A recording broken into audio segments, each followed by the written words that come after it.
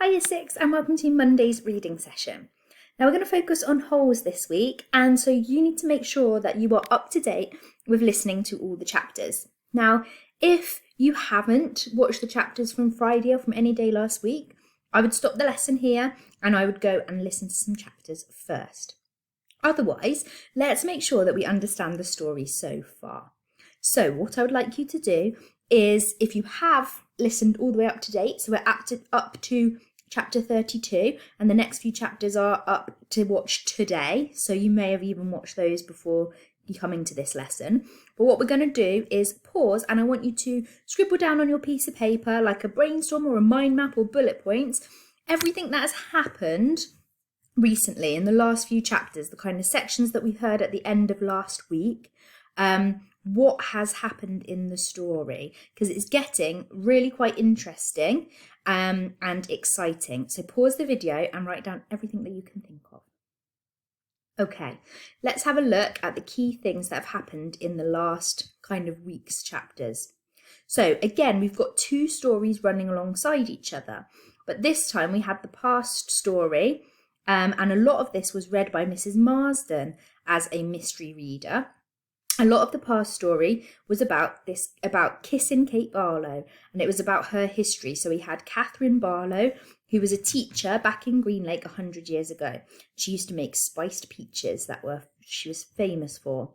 A man called Trout Walker wanted to marry her, but she wanted to marry Sam the Onion Man. Now, Walker was very important, and he was older, and he had money, and he felt that she should have married him. Now, because this was a long, long time ago, it was illegal for a black man to kiss a white woman, and Sam was black and Kate was white. And so they started to fall in love. Somebody spotted them kissing and they got in big trouble.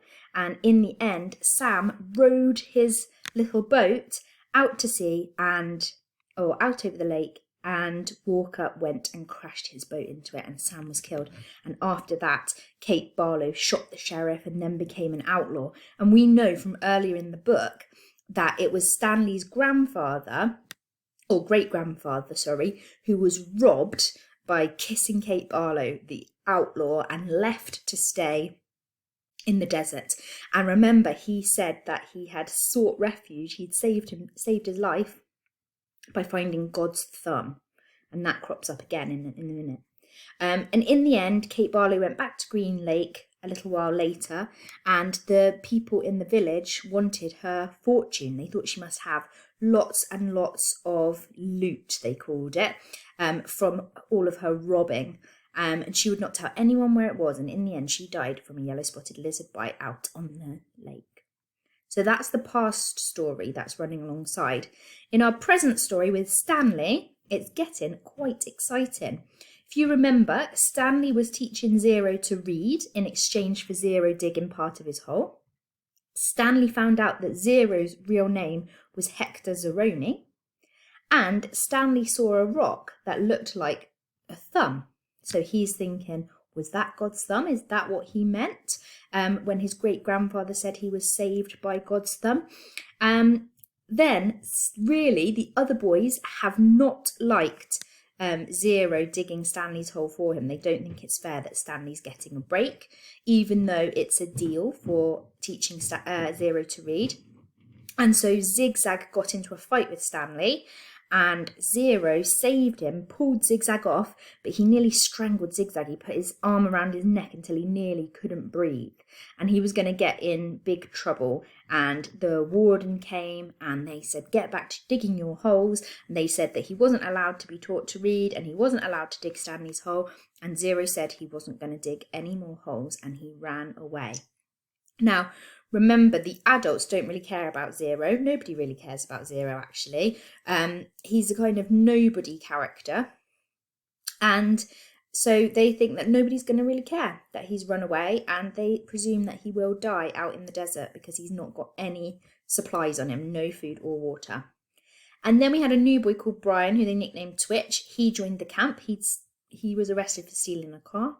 And then in the end of that chapter, and this is the bit that was read by Mr. Woodworth, our guest reader, I believe, Stanley stole Mr. Sir's truck, with the water truck with the water on, and he's left the camp. So we're thinking that he's going to go and find Zero. So it's all getting really quite exciting. I want to pick up on a couple of points from here, and then I'm going to give you time to go and read today's chapters. So I want to make sure for the rest of the week everyone is up to speed. So let's focus in on this point. Zero's real name is Hector Zeroni. Now, have we made the connection? How does that name link to anything else in the story? Pause the video and have a think. Okay, so we've heard the name Zeroni before, and hopefully you have remembered it was Madame Zeroni. And it was in the past, the even further past story of Stanley's great-great-grandfather, Elya Yelnats. And Madame Zeroni was the person that apparently put a curse on Elya and the curse on the whole Yelnats family. Because she was the one, remember, who gave him the pig, told him to take it up the mountain, and asked him to take her up the mountain, but he forgot, and so now they're cursed. So we've got this link between Zero, we've never known his name, his real name. He's got the same surname as Madame Zeroni, the person that cursed Stanley's family. So that's really strange. We've got this now link, and we're now linking even more the present and the past story. So you can see how Holes is just spinning it all together. Now, an independent question to finish today's lesson, and then just time to go and drop in and see who today's guest reader is. There are 4 new chapters today, and it's going to be just longer than that 15 minutes. So 3 of them are on the first video, and then there's 1 on a second. So that's why I'm giving you a bit of time, and it's a shorter reading session. So the independent writing that I want you to do before you listen to today's chapters is answering this question. What would you do to survive out in the desert if you were Stanley or Zero? I'm going to write a little explanation of what you would do if you were Stanley or Zero.